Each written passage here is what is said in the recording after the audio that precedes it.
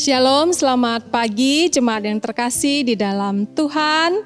Saya berharap kita semua dalam keadaan baik dan sehat, dan kita tetap mau mengucap syukur karena Tuhan memang sungguh baik, terus memelihara hidup setiap kita. Kita akan merenungkan kebenaran firman Tuhan di pagi ini. Sebelumnya mari kita berdoa. Bapa kami yang di surga, kami mengucap syukur ya Tuhan, kalau pagi ini kami boleh kembali ya Tuhan datang menghadap Tuhan, memerenungkan firman Tuhan.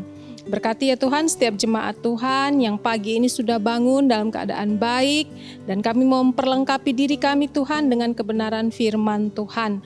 Untuk kami boleh renungkan, untuk kami boleh kerjakan sepanjang hari ini. Pimpinlah ya Tuhan renungan kami di pagi ini, di dalam nama Tuhan Yesus kami berdoa mengucap syukur. Amin.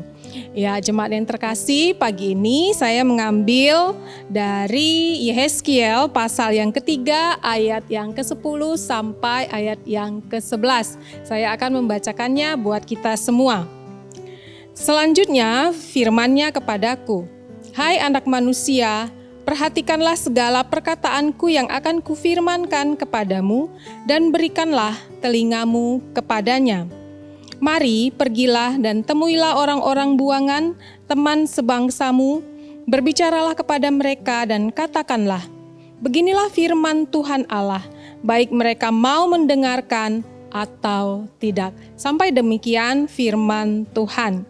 Nah jemaat yang terkasih, kalau minggu lalu saya men-sharingkan bagaimana seorang Nabi Yesaya dipanggil oleh Tuhan. Nah sekarang kita akan merenungkan bagaimana Yehezkiel dipanggil oleh Tuhan menjadi juru bicaranya Tuhan. Tentu sebagian besar dari kita mungkin tidak banyak mengenal tentang siapa Nabi Yehezkiel. Nabi Yehezkiel itu dipanggil oleh Tuhan untuk menjadi juru bicaranya Tuhan pada saat bangsa Israel berada di dalam pembuangan di Babel. Yehezkiel tentunya dipanggil Tuhan untuk melayani bangsa yang keras kepala dan bangsa yang tegar hati. Nah, Tuhan di sini memanggil Yehezkiel supaya apa? Supaya bangsa Israel tahu bahwasanya Allah ada berbicara di tengah-tengah bangsa yang sedang di dalam pembuangan itu. Tuhan meminta Yehezkiel untuk menjadi juru bicaranya Tuhan. Entah bangsa itu mau mendengar ataupun tidak. Nah, kata-kata entah mereka mau mendengar atau tidak, ini berulang-ulang dikatakan oleh Tuhan ketika Tuhan memanggil Yehezkiel. Mengapa demikian? Karena memang pada saat itu Yehezkiel harus menjadi juru bicaranya Tuhan yang harus terus-menerus memperingatkan bangsa Israel yang sudah berulang-ulang berbuat dosa di hadapan Tuhan. Justru kalau Yehezkiel tidak memperingatkan bangsa yang sudah berulang-ulang itu berbuat dosa, maka Tuhan menyatakan Yehezkiel akan bersalah di hadapan Tuhan. Hal ini bisa kita lihat di dalam Yehezkiel pasal yang ketiga ayat 19 dan ayat 21 yang berkata demikian. "Tetapi jikalau engkau memperingatkan orang jahat itu, dan ia tidak berbalik dari kejahatannya dan dari hidupnya yang jahat, ia akan mati dalam kesalahannya, tetapi engkau telah menyelamatkan nyawamu." Ayat 21, "Tetapi jikalau engkau memperingatkan orang yang benar itu supaya ia jangan berbuat dosa, dan memang tidak berbuat dosa, ia akan tetap hidup, sebab ia mau menerima peringatan, dan engkau telah menyelamatkan nyawamu." Nah, jemaat yang terkasih, dari ayat yang baru saja kita baca tadi, kita dapat melihat bahwasannya setiap orang, baik itu orang benar, baik itu orang yang masih terkungkung dalam dosa, sama-sama membutuhkan kebenaran firman Tuhan.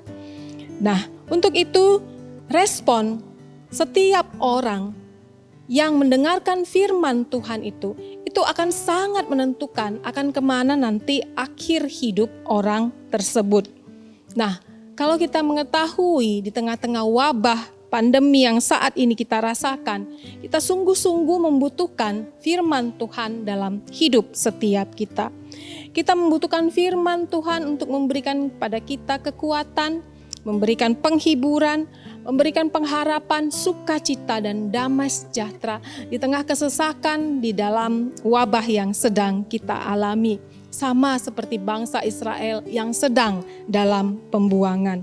Untuk itu, jemaat yang terkasih, ketika firman Tuhan diperkatakan untuk setiap kita, apakah itu melalui ibadah onsite, apakah itu melalui ibadah online yang kita dengarkan hari demi hari, berilah telinga kita untuk mendengar, untuk merenungkan kebenaran firman Tuhan itu. Tuhan ada di tengah-tengah setiap kita. Tuhan itu ada di dalam firman yang diperdengarkan oleh setiap hamba Tuhan yang menjadi juru bicaranya Tuhan. Untuk itu janganlah firman Tuhan itu yang kita dengar itu lewat begitu saja, lewat sambil lalu, dan tidak kita renungkan sepanjang hari. Tapi baiklah firman Tuhan yang sudah diperdengarkan oleh para hamba Tuhan itu, kita renungkan, kita camkan di dalam hati kita. Kita kerjakan di dalam kehidupan kita sehari-hari. Karena Tuhan menghendaki supaya firman itu masuk ke dalam hati setiap umatnya dan menjadi pegangan hidup sehari-hari. Amin.